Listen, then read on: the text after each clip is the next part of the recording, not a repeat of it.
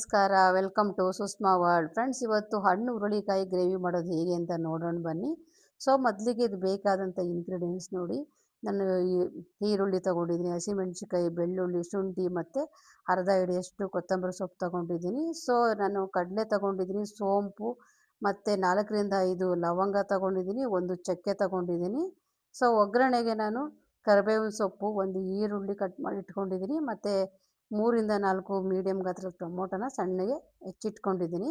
ಮತ್ತು ಹಣ್ಣು ಹುರುಳಿಕಾಯಿ ತೊಗೊಂಡಿದ್ದೀನಿ ನೋಡಿ, ಬಿಡಿಸಿಟ್ಕೊಂಡಿದ್ದೀನಿ, ಎಷ್ಟು ಫ್ರೆಶ್ ಆಗಿದೆ.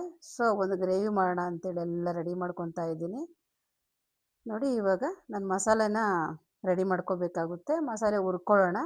ಸೊ ಮೊದಲಿಗೆ ಗ್ಯಾಸ್ ಹಚ್ಕೊಂಡು ನೀವು ಒಂದು ಬಾಣಲಿ ಇಟ್ಕೊಂಡು ಒಂದು ಸ್ಪೂನ್ ಆಯಿಲ್ ಹಾಕ್ಕೊಂಡು, ಸೊ ಇವಾಗ ನಾವು ಮಸಾಲೆ ಎಲ್ಲನೂ ಹುರ್ಕೋಬೇಕಾಗುತ್ತೆ. ಸೊ ಮೊದಲಿಗೆ ನಾನು ಉರಿಗಡಲೆ ತೊಗೊಂಡಿದ್ದೀನಿ, ಒಂದು 2 ಸ್ಪೂನು ಉರಿಗಡಲೆ, ಒಂದು ಚಕ್ಕೆ, 5ರಿಂದ 6 ಲವಂಗ ಮತ್ತು 1 ಸ್ಪೂನು ಸೋಂಪು ತೊಗೊಂಡು ಚೆನ್ನಾಗಿ ಹುರ್ಕೊತೀನಿ. ಸೊ ಫ್ರೆಂಡ್ಸ್, ನೀವು ತೆಂಗಿನಕಾಯಿ ಇಲ್ಲ ಅಂದರೆ ಬಾದಾಮಿ, ಗೋಡಂಬಿ ಯೂಸ್ ಮಾಡ್ಕೊಳ್ಳಿ, ಇಲ್ಲ ಕಡಲೆನಾದ್ರೂ ಯೂಸ್ ಮಾಡ್ಕೊಳ್ಳಿ. ಇದರಿಂದ ಗ್ರೇವಿ ಗಟ್ಟಿಯಾಗಿ ಚೆನ್ನಾಗಿ ಬರುತ್ತೆ. ನಾನಿವತ್ತು ತೆಂಗಿನಕಾಯಿ ಯೂಸ್ ಮಾಡ್ತಿಲ್ಲ, ಹಾಗಾಗಿ ಕಡಲೆ ಬಳಸ್ತಾ ಇದ್ದೀನಿ. ಸೊ ನೋಡಿ, ಈ ರೀತಿ ಚೆನ್ನಾಗಿ ಫ್ರೈ ಮಾಡ್ಕೊಳ್ಳಿ, ಲೋ ಫ್ಲೇಮಲ್ಲೇ ಮಾಡ್ಕೋಬೇಕಾಗುತ್ತೆ.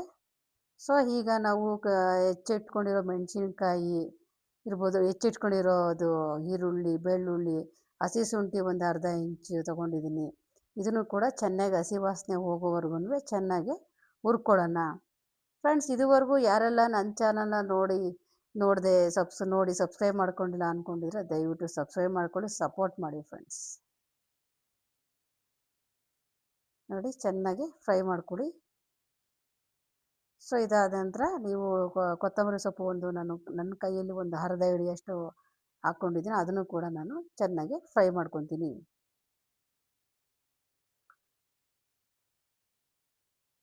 ನೋಡಿ, ಇವಾಗ ಕೊತ್ತಂಬರಿ ಸೊಪ್ಪು ಹಾಕ್ಕೊಂಡು ಅದನ್ನು ಕೂಡ ನಾನು ಸ್ವಲ್ಪ ಬಾಡಿಸ್ಕೊತೀನಿ. ಫ್ರೆಂಡ್ಸ್, ನೀವು ಸೋಯಾ ಚಂಕ್ಸ್ ಇರ್ಬೋದು, ರಾಜ್ಮಾ ಇರ್ಬೋದು, ಕಾಬೂಲ್ ಇರ್ಬೋದು, ಹಣ್ಣು ಹುರುಳಿಕಾಯಿ ಇರ್ಬೋದು, ಇದನ್ನೆಲ್ಲನೂ ನೀವು ಮಕ್ಕಳಿಗೆ ಮಾಡಿಕೊಡಿ ಗ್ರೇವಿ ಟೈಪಲ್ಲಿ. ವಿಟಮಿನ್ ರಿಚ್ ಫುಡ್ ಇದೆಲ್ಲನೂ. ಹಾಗಾಗಿ ನಾನು ಮನೇಲಿ ಆದಷ್ಟು ಒಳ್ಳೆ ಈ ರೀತಿ ವಿಟಮಿನ್ಸ್ ರಿಚ್ ಇರೋದನ್ನೇ ನಾನು ಫುಡ್ ಮಾಡೋದು ಮಗಳಿಗೋಸ್ಕರ. ಸೊ ಇದು ಕೂಡ ಮಗಳಿಗೋಸ್ಕರ ಮಾಡ್ತಾ ಇರೋದು ನೋಡಿ. ಫ್ರೆಂಡ್ಸ್, ಚೆನ್ನಾಗಿದೆಲ್ಲ ಇತ್ತು. ಇವಾಗ ತಣ್ಣಗಾದ್ಮೇಲೆ ನಾವು ನೀಟಾಗಿ ರುಬ್ಕೋಬೇಕು ನೋಡಿ. ಎಲ್ಲ ತಣ್ಣಗಾಗಿ ಬಿಟ್ಟಿದ್ದೀನಿ. ಇವಾಗ ಒಂದು ಮಿಕ್ಸಿ ಜಾರ್ ತಗೊಂಡು ಚೆನ್ನಾಗಿ ಫೈನ್ ಪೇಸ್ಟ್ ಮಾಡ್ಕೊಳ್ಳೋಣ.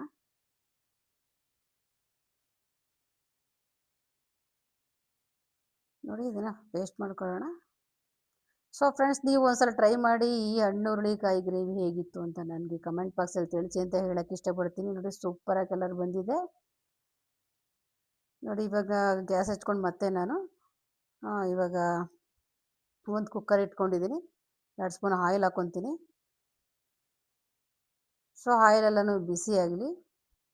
ಒಗ್ಗರಣೆಗೆ ನಾವು ಆಲ್ರೆಡಿ ಈರುಳ್ಳಿ, ಕರಿಬೇವು ಎಲ್ಲ ಇಟ್ಕೊಂಡಿದ್ದೀವಲ್ಲ, ಟೊಮೊಟೊ ಎಲ್ಲ ಹಾಕ್ಕೊಬೇಕಾಗುತ್ತೆ. ಸೊ ಎಣ್ಣೆ ಕಾಯ್ದಿದೆ. ಸೊ ಇವಾಗ ನಾನು ಕರಿಬೇವಿನ ಸೊಪ್ಪು ಹಾಕ್ಕೋತೀನಿ ಮತ್ತು ಈರುಳ್ಳಿ ಹಾಕ್ಕೋತೀನಿ. ಕರಿಬೇವು ಎಲ್ಲ ಚಟಪಟ ಅಂತ ಸೌಂಡ್ ಬರ್ತಿದೆ ನೋಡಿ ಫ್ರೆಂಡ್ಸ್. ಸೊ ಇವಾಗ ಈರುಳ್ಳಿ ಹಾಕ್ಕೋತೀನಿ. ಈರುಳ್ಳಿ ಕೂಡ ಹಸಿ ವಾಸನೆ ಹೋಗೋವರೆಗೂ ಚೆನ್ನಾಗಿ ನಾವು ಫ್ರೈ ಮಾಡ್ಕೋಬೇಕಾಗುತ್ತೆ. ಅದಾದಮೇಲೆ ಟೊಮೊಟೊ ಕೂಡ ಹಾಕ್ಕೊಂಡು ಟೊಮೊಟೊ ಕೂಡ ಚೆನ್ನಾಗಿ ಬೇಯಬೇಕು. ಅಲ್ಲಿವರೆಗೂ ನಾವು ಚೆನ್ನಾಗಿ ಫ್ರೈ ಮಾಡ್ತಾನೆ ಇರಬೇಕು ಲೋ ಫ್ಲೇಮಲ್ಲಿ. ಸೊ ನೋಡಿ, ಚೆನ್ನಾಗಿ ಫ್ರೈ ಆಗ್ತಾ ಇದೆ.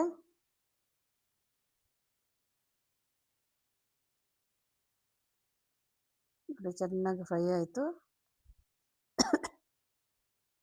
ಇವಾಗ ನಾನು ಹೆಚ್ಚಿಟ್ಕೊಂಡಿರೋ ಟೊಮೊಟೊ ಹಾಕ್ಕೊತಾ ಇದ್ದೀನಿ. ಅದನ್ನು ಚೆನ್ನಾಗಿ ಫ್ರೈ ಮಾಡ್ಕೊಳ್ಳೋಣ. ಸ್ವಲ್ಪ ಈ ಟೈಮಲ್ಲಿ ಉಪ್ಪು, ಸ್ವಲ್ಪ ಅರಿಶಿನ ಹಾಕ್ಕೊಬೇಕಾಗುತ್ತೆ. ಅದಾದ ನಂತರ ಹಣ್ಣು ಹುರುಳಿಕಾಯಿ ಬಿಡಿಸಿಟ್ಕೊಂಡಿದ್ದೀವಲ್ಲ ತೊಳೆದು, ಅದನ್ನು ಹಾಕ್ಕೊಂಡು ಅದನ್ನು ಕೂಡ ಒಂದು 2 ನಿಮಿಷ ಫ್ರೈ ಮಾಡ್ಕೋಬೇಕಾಗುತ್ತೆ ನೋಡಿ. ಇವಾಗ ಅರಿಶಿನ ಆಯಿತು ಮತ್ತು ಸಾಲ್ಟ್ ಆಯಿತು. ಸೊ ನೋಡಿ, ಚೆನ್ನಾಗಿದು ಫ್ರೈ ಆಗಲಿ.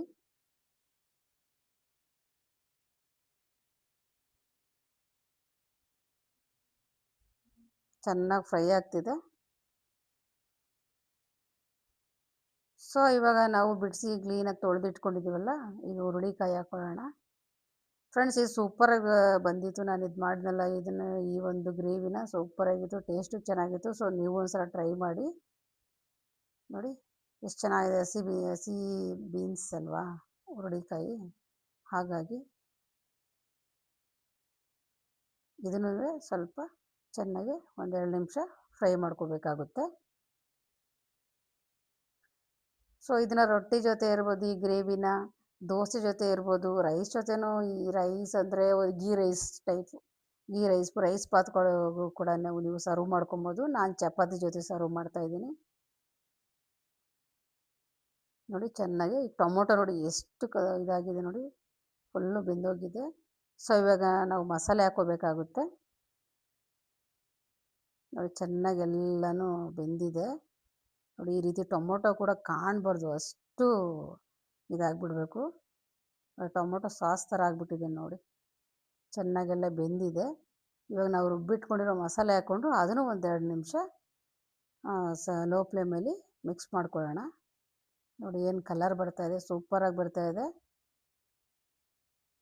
ಸೊ ಹೀಗೆ ಮಿಕ್ಸ್ ಮಾಡ್ಕೊಳ್ಳಿ. ಇವಾಗ ಒಂದೆರಡು ನಿಮಿಷ ಆದಮೇಲೆ ನೀವು ಮತ್ತೆ ಜಾರಿದಿಲ್ಲ ಅದರಲ್ಲಿರೋ ಮಸಾಲೆನ ನೀರು ಹಾಕ್ಕೊಂಡು ಎಷ್ಟು ಬೇಕು ಗ್ರೇವಿ, ಎಷ್ಟು ತಿಕ್ನೆಸ್ ಬೇಕು ನೋಡಿಕೊಂಡು ಹಾಕ್ಕೊಂಡು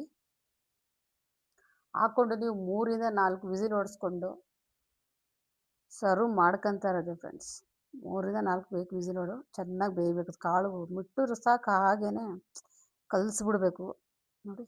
ಇವಾಗ ಸಾಲ್ಟ್ ಕೂಡ ನೋಡಿ ಹಾಕ್ಕೊತಾ ಇದ್ದೀನಿ. ಮೊದಲು ಸ್ವಲ್ಪ ಹಾಕಿದೆ, ಸೊ ಸಾಲಲ್ಲ ಹಾಗಾಗಿ ನೋಡಿ. ಇವಾಗ ಒಂದು 3ರಿಂದ 4 ವಿಸಿಲ್ ಹೊಡೆಸ್ಕೊಳ್ಳೋಣ ನೋಡಿ. ಕುದೀತಾ ಇದೆ, ಇವಾಗ ಲಿಡ್ ಕ್ಲೋಸ್ ಮಾಡೋಣ. ಒಳ್ಳೆ ಘಮ ಬರ್ತಿದೆ ಫ್ರೆಂಡ್ಸ್. ನೀವು ಒಂದ್ಸಲ ಟ್ರೈ ಮಾಡಿ ಅಂತ ಹೇಳಕ್ಕೆ ಇಷ್ಟಪಡ್ತೀನಿ. ಸೊ ಈ ಮಳೆಗಾಲದಲ್ಲಿ ಜಾಸ್ತಿ ಹಣ್ಣು ಹುರುಳಿಕಾಯಿ ಇರ್ಬೋದು, ಕಾಯಿಗೂ ಜಾಸ್ತಿ ಸಿಗುತ್ತೆ. ನೀವು ಒಂದ್ಸಲ ಟ್ರೈ ಮಾಡಿ. ಸೊ ನೋಡಿ ವಿಸಿಲ್ ಆಗಿ ಹೊಡಿತಾ ಇದೆ, ಮನೆಯೆಲ್ಲ ಘಮ ಹರಡ್ಬಿಟ್ಟಿದೆ. ಸೊ 2 ಆಯ್ತಲ್ಲ, 3. ಈಗ 3ರಿಂದ 4 ಹೊಡ್ಸ್ಕೊಳ್ಳೇಬೇಕು.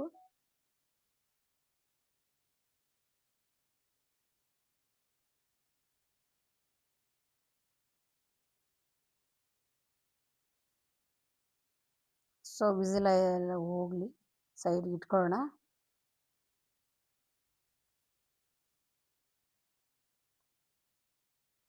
ಸೊ ವಿಸಿಲ್ ಹೋಗೋಷ್ಟರೊಳಗೆ ನಾನು ಚಪಾತಿ ಕೂಡ ಮಾಡ್ಕೊಂಡ್ಬಿಟ್ಟಿದ್ದೀನಿ. ಸೊ ಈಗ ನೋಡಿ ವಿಸಿಲ್ ಹೋಗ್ತಾ ಇದೆ, ತೆಗಿತೀನಿ, ಓಪನ್ ಮಾಡ್ತೀನಿ ನೋಡಿ.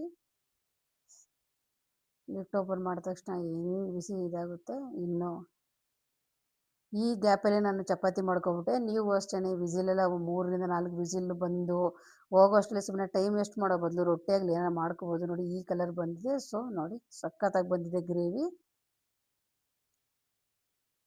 ನೋಡಿ. ನೀವು ಈಗ ಬೇಕಿದ್ರೆ ನೀವು ಸಾಲ್ಟ್ ಚೆಕ್ ಮಾಡ್ಕೊಬೋದು ನೋಡಿ. ಸೂಪರಾಗಿ ಬಂದಿದೆ ನೋಡಿ. ಕಾಳು ಬೆಂದಿದೆಯಾ ಅಂತ ನೋಡ್ತೀನಿ ಇವಾಗ. ಫುಲ್ಲು ಹಿಂಗೆ ಮುಟ್ಟಿದ್ರೆ ಸಾಕು, ಹಾಗೆ ಇದಾಗ್ತಾಯಿದೆ, ಬಿಸಿ ಹೊಡಿತೈತೆ ನೋಡಿ. ಎಷ್ಟು ಚೆನ್ನಾಗಿ ಬೆಂದಿದೆ ನೋಡಿ ಫ್ರೆಂಡ್ಸ್, ಸೂಪರಾಗಿ ಬೆಂದಿದೆ. ಸೊ ಈ ಗ್ರೇವಿ ಯಾರಿಗೆಲ್ಲ ಇಷ್ಟ ಆಯಿತು ಒಂದು ಲೈಕ್ ಮಾಡಿ, ಶೇರ್ ಮಾಡಿ, ಕಮೆಂಟ್ ಮಾಡೋದಂತೂ ಮರಿಲೇಬೇಡಿ ಅಂತ ಹೇಳೋಕ್ಕೆ ಇಷ್ಟಪಡ್ತೀನಿ ಫ್ರೆಂಡ್ಸ್. ನಿಮಗೆ ಈ ಗ್ರೇವಿ ಇಷ್ಟ ಆಗಿದೆ, ನೀವು ಒಂದ್ಸಲ ಮಾಡ್ಕೊಂಡು ತಿನ್ಕೊಳ್ಳಿ ಅಂತ ಹೇಳೋಕ್ಕೆ ಇಷ್ಟಪಡ್ತೀನಿ. ಸೊ ಈ ವಿಡಿಯೋ ಯಾರ್ಯಾರು ನೋಡ್ತಾ ಇದ್ದೀರಾ ಅವ್ರಿಗೆಲ್ಲರೂ ಥ್ಯಾಂಕ್ ಯು ಫಾರ್ ವಾಚಿಂಗ್ ಅಂತ ಹೇಳೋಕ್ಕೆ ಇಷ್ಟಪಡ್ತೀನಿ ಫ್ರೆಂಡ್ಸ್. ನಾನು ಚಪಾತಿ ಜೊತೆ ಸರ್ವ್ ಮಾಡ್ತೀನಿ ನೋಡಿ. ಚಪಾತಿ ಕೂಡ ಆಲ್ರೆಡಿ ರೆಡಿ ಮಾಡ್ಕೊಂಡ್ಬಿಟ್ಟಿದ್ದೆ. ಸೊ ಚಪಾತಿನೂ ರೆಡಿ ಆಗಿಬಿಟ್ಟಿದೆ, ಹಾಗಾಗಿ ಚಪಾತಿ ಜೊತೆ ಸೂಪರ್ ಆದಂತಹ ಒಂದು ಹಣ್ಣುರುಳಿಕಾಯಿ ಗ್ರೇವಿ ರೆಡಿ ಆಗಿಬಿಟ್ಟಿದೆ. ಸೊ ಈಗ ತಿಂತಾ ಇರೋದು ಫ್ರೆಂಡ್ಸ್. ಥ್ಯಾಂಕ್ ಯು ಫ್ರೆಂಡ್ಸ್, ನನಗೆ ಈ ರೀತಿ ಸಪೋರ್ಟ್ ಮಾಡ್ತಿರೋದಕ್ಕೆ ನಿಮ್ಮೆಲ್ರಿಗೂ thank you. Bye. See you next video friends. Bye.